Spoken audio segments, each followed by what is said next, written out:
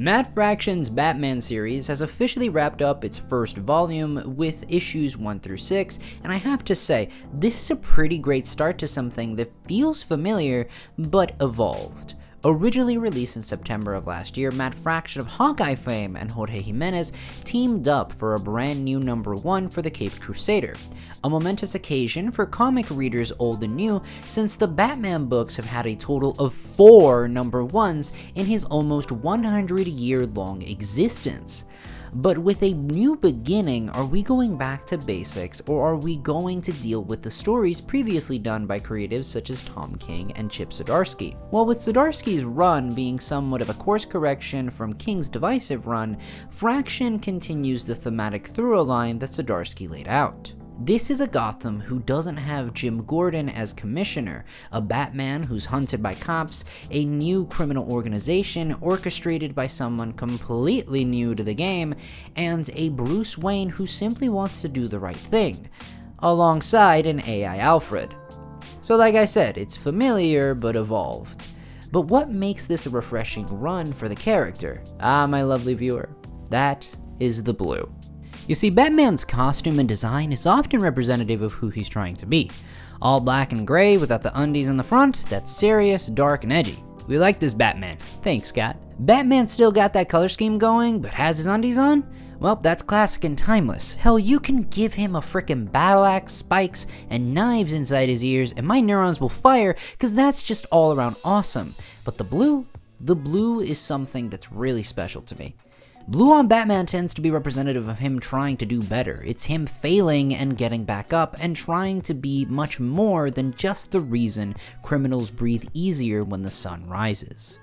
And nothing represents this better than the very first issue of the run, where Batman, despite his first reaction when he finds an out-of-control Killer Croc, is to simply walk him down. He chooses not to engage since Croc doesn't fight back. In fact, he says, "You bad, so go." And this takes Bruce by genuine surprise, with Alfred adding onto it saying, "Master Bruce, what if this Dr. Zeller is correct? Some creatures do in fact change. What if some eternal cycle has begun within him again, and, even for only this moment, he's become something like a child alone, in a violent, terrible world he cannot understand, drowning in fear. If it's as you say, and no one ever really changes, Master Bruce, then surely you know how that feels." This moves him to communicate with Croc, now referred to by his real name Waylon Jones, with sympathy.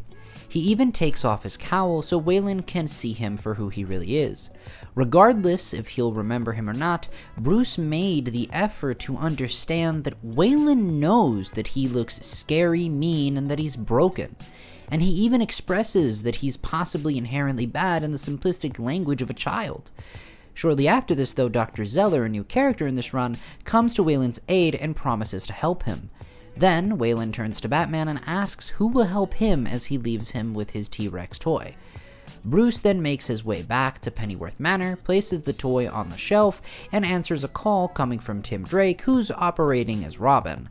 The book ends with him holding his hands up as the cops aim at him. Overall, an incredible first impression for this run, as we understand that this run will be continuing the themes of heroism, hope, and positive change. And I just gotta take a minute to gush about these new Batman and Robin designs. Just look at how fresh and clean it all looks. Look at the friggin' Batmobile. It's like this perfect synergy between the Batmobile in the 2003 cartoon and the friggin' muscle car from the Batman. It's perfect! With the rest of the issues further cementing the importance of Batman's relationships with a myriad of people, we go ahead and see, for starters, he goes after a newly wounded and arrested Tim to save him.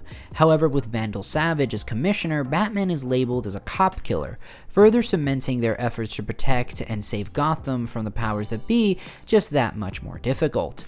Later, Batman entertains all of Edward Nygma's riddles after catching him breaking and entering, establishing that one of his longest adversaries is as broken as Wayland is. He then uncovers a lead for the newest player in town, the Minotaur, who's got the city supposedly wrapped around his finger. As Bruce, he establishes a better work relationship with Dr. Zeller to understand her efforts in using an experimental device called the Crown of Storms to help patients like Jones. And after he defeats a batch of Hugo Strange's monster men, we see the absolute hand that the Minotaur has. We also go ahead and see that Tim makes his exit from the role of Robin for the time being, and Bruce wholeheartedly understands and accepts it. All of this to conclude that the more things change, the more they stay the same in Gotham. However, there's one particular question that's left, with practically all of the players established being connected loosely or tightly to the Minotaur. Who is the Crown of Storms for? Ladies and gentlemen, at the end of the volume, we get the reveal that the Crown of Storms is created for the one and only Joker, who is suspended in a tank and being helped by Dr. Zeller. And that was Volume 1. Thematically, this is a story that's clearly guided by a kinder, more heroic, and consistent Batman. The pacing is incredibly well done, and overall, I'm loving it.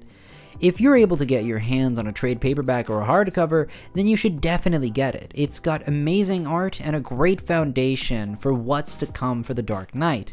However, I'd be remiss not to mention the beginning of Volume 2, more specifically though, the ending of Issue 7, which reveals that the Joker knows something about Batman that changes absolutely everything about their dynamic.